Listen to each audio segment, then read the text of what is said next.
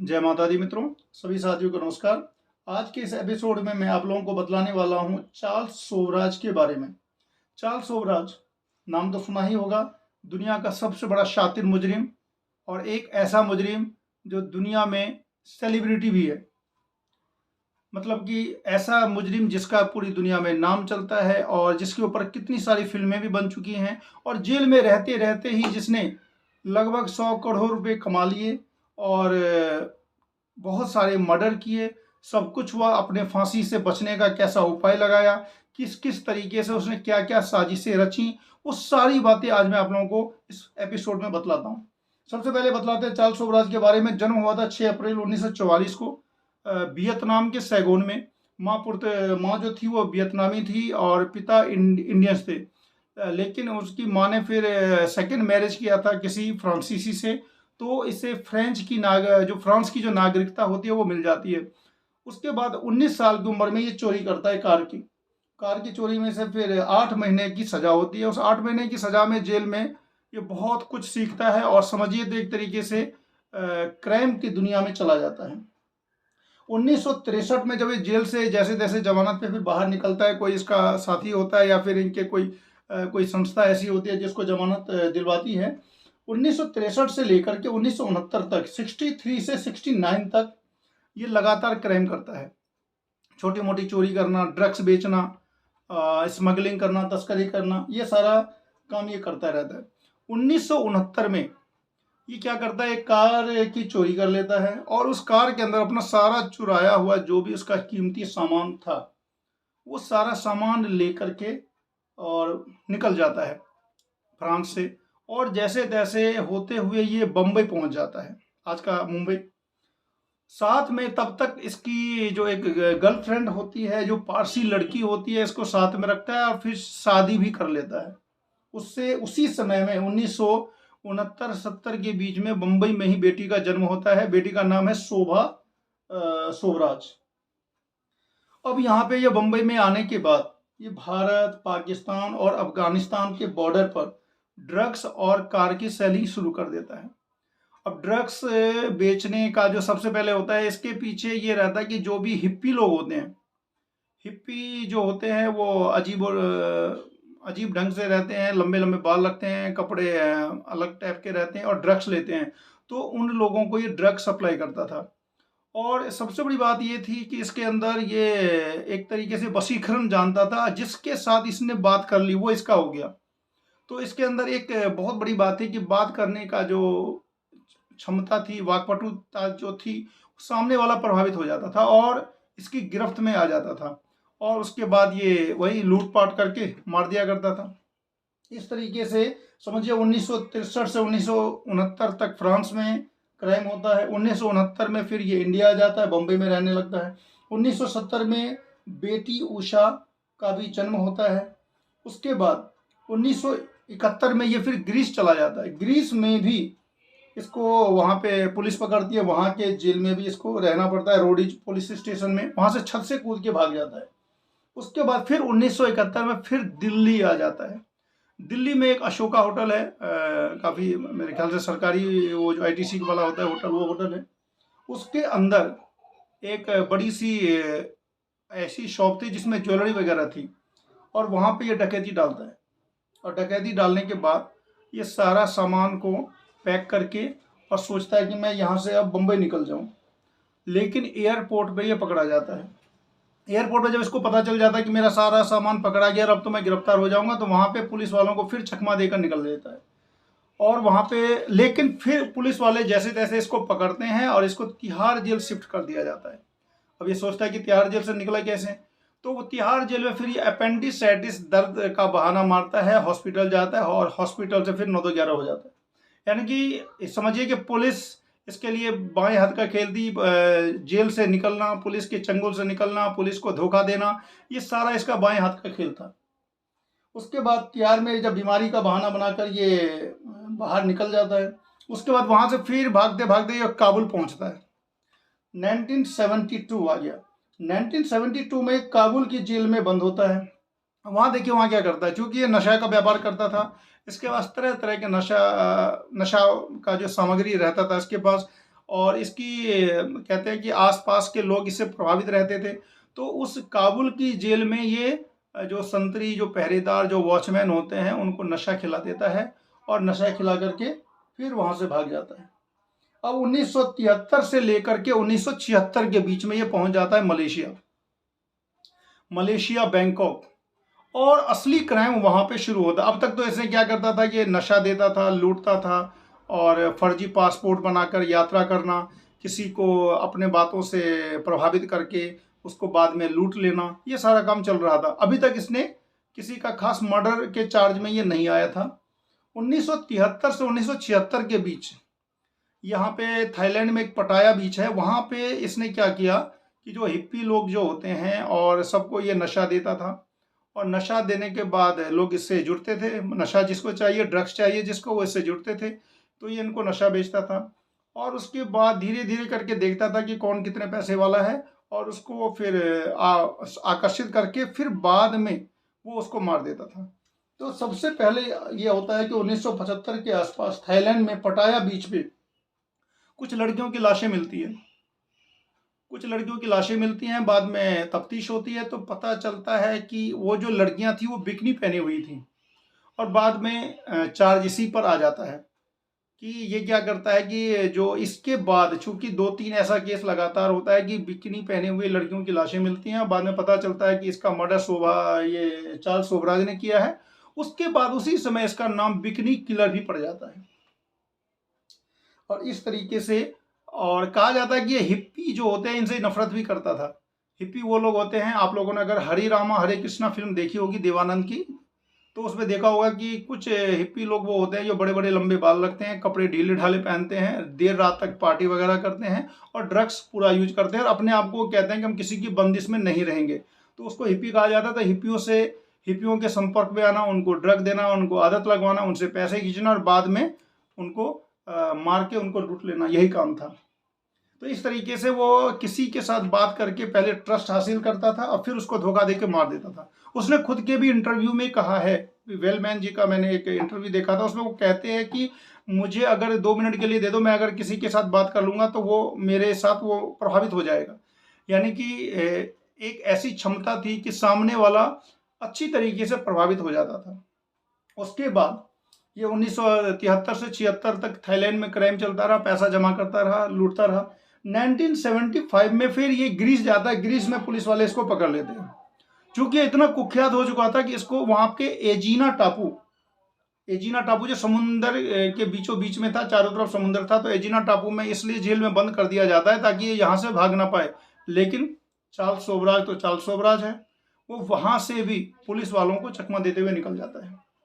उसके बाद 75 से वो निकल ही जाता है इधर बीच में। उसके बाद वहां से भागते भागते ये फिर आता है इंडिया।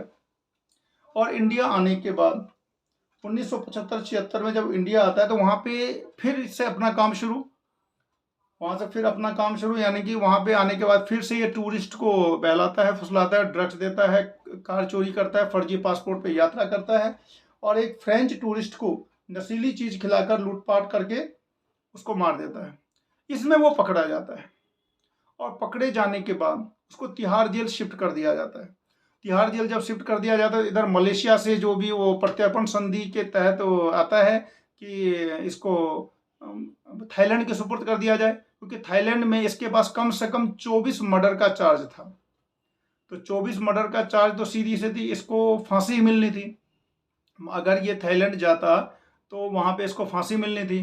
तो इसने यहाँ पे, अब इंडिया में इसको ये था कि मैं किसी तरीके से या तो खुलेआम रहूं और या फिर किसी जेल में शिफ्ट हो जाऊं।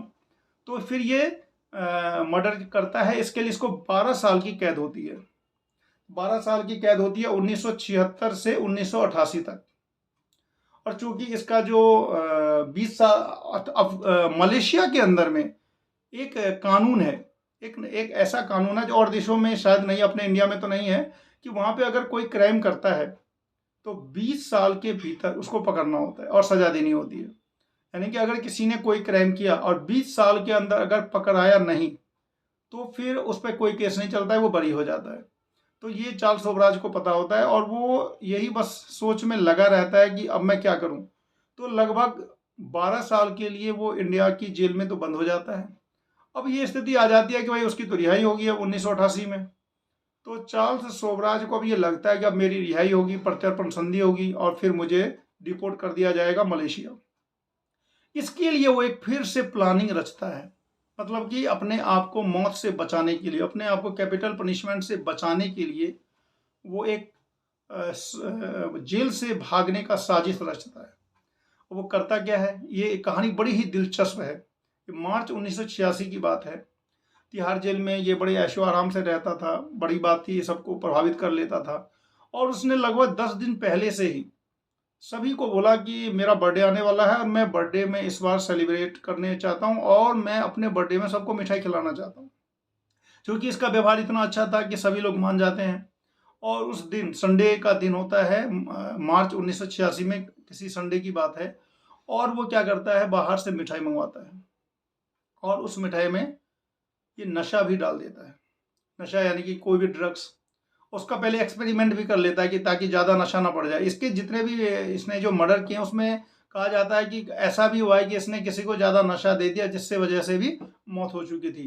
तो इसको ये लगता था कि ये ना हो जाए कि यहाँ पे ज़्यादा किसी की मौत हो जाए, तो इसके लिए वो पहले टेस्टिंग भी कर लेता है किसी जानवर पर। और उसके बाद वो सभी मिठाइयों में जहर दे देता है और उस जहर को सबको अपने हाथों से खिलाता है। तिहाड़ जेल के अंदर, तिहाड़ जेल के अंदर सबको खिलाता है। और उसमें इसका साथ देने वाले 4 लोग भी रहते हैं। उन चारों को बोल देता है कि भाई तुम मत खाना, हमें तो बाहर निकलना है। तो फिर ऐसा होता है, सभी लोग उसके जाल में फंस जाते हैं। तिहाड़ जेल के सारे कर्मचारी वो मिठाई खाते हैं और धीरे धीरे करके सब बेहोश होने लगते हैं। वो क्या करता है, सीधा गेट खोलता है, चारों लोग बाहर निकलते हैं। कैमरे की भी व्यवस्था रहती है और अपना फोटो भी खिंचवाता है। तिहाड़ जेल के गेट पे वो अपनी फोटो भी खिंचवाता है।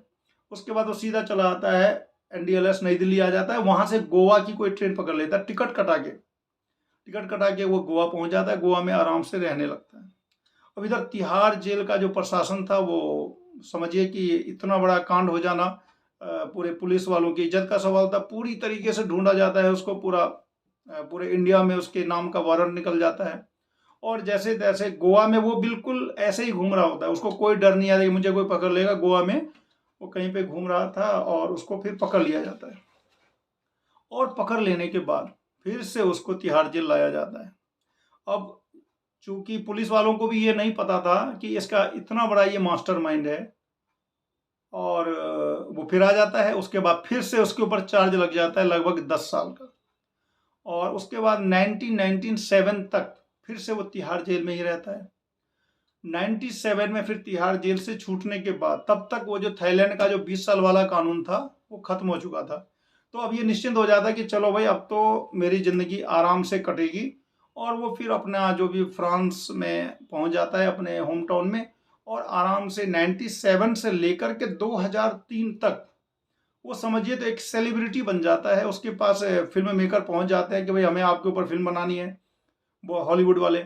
और उनसे वो काफ़ी लगभग किसी पत्रिका में दिया था कि लगभग 90 करोड़ के आसपास वो धनराशि लेता है और इंटरव्यू देने के बदले में भी पैसे लेता है, यानी कि काफ़ी बड़ा आदमी हो जाता है। लेकिन कहा जाता है ना कि किस्मत तो कुछ और ही लिखी हुई थी। अगर 5 साल खूब आनंद से कटते हैं चार्ल्स सोबराज के। और लेकिन कहते हैं कि जब फिर से किस्मत खराब हो गई थी। और एक बार इसी बीच में वो नेपाल गया था। नेपाल में भी उसने 2 टूरिस्ट का मर्डर किया था, तो वो चार्ज उसके ऊपर चल रहा था। लेकिन चूंकि वो नेपाल से भागा हुआ था, शायद वो इतना कॉन्फिडेंट था कि उसे लगता था कि मुझे कोई क्या पकड़ेगा, पकड़ भी लेगा तो मैं छूट ही जाऊंगा, मैं भाग ही जाऊंगा।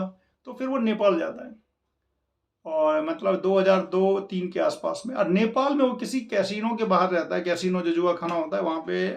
उसकी एक फ़ोटो छप जाती है अखबार में। पुलिस वाले हरकत में आ जाते हैं। फिर पुलिस वाले उसको धर दबोचते हैं। फिर वहाँ के कानून के मुताबिक फिर से उसको लगभग 20 साल का जो आजीवन कारावास होता है वो मिलता है। यानी कि 2003 से 20 साल 2023 तक। अब 2023 तक उसका यानी कि 19 साल पूरे कर चुका था। और 21 या 22 दिसंबर, इसी 22 या 23 दिसंबर को वहाँ का जो नेपाल का जो हाई कोर्ट या सुप्रीम कोर्ट जो भी है, वहाँ से इसको रिलीविंग मिल जाती है, यानी कि कैद से मुक्ति मिल जाती है 1 साल पहले। और अभी जस्ट ये 2 दिन पहले और वहाँ से नेपाल की जेल से छूटकर अपना जो भी होम टाउन है वहाँ पर चला जाता है। यानी कि इसकी कहानी के अंदर जो एक चीज़ है, दिलेरी है, वो देखनी पड़ेगी कि ऐसी दिलेरी आखिर कहाँ से आई। बिल्कुल कॉन्फिडेंट, कितना भी बड़ा क्राइम कर लो कोई डर नहीं लगता है। अब नेपाल में चूंकि चार्ज लगा हुआ था तो नेपाल नहीं जाना चाहिए था। नेपाल में नेपाल की पुलिस आपको ढूंढ रही है, मर्डर का चार्ज लगा हुआ है, फिर भी नेपाल जाता है। यानी कि किसी भी प्रकार का डर नहीं, जो सामने आया उसको प्रभावित कर लिया, उसको लूट लिया, फिर मार दिया।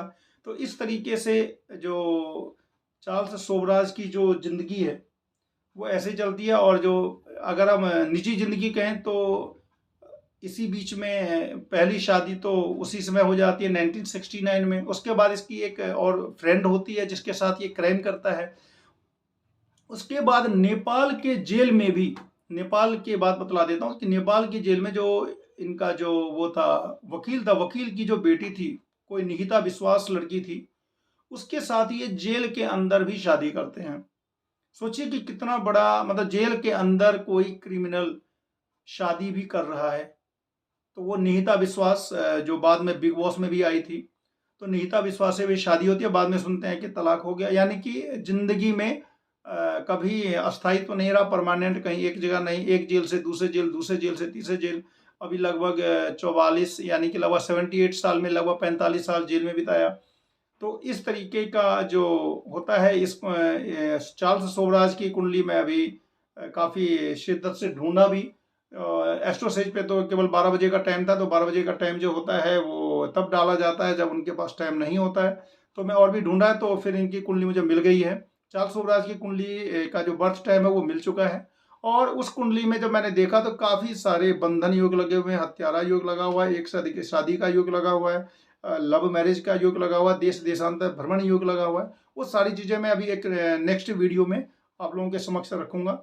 और अगर आप लोगों को ये अच्छा लगता है तो निश्चित रूप से लाइक करें, शेयर करें, सब्सक्राइब करें और देखते रहें नित्य नए नए जो भी कुछ ऐसा रहता है जो एपिसोड में मैं बनाता हूँ, कुछ ऐसी चीज़ें लाता हूँ जो और जगह पे मैं बहुत जगह से जमा करके एक जगह आप लोगों तक लाता हूँ, ये सारा रिसर्च।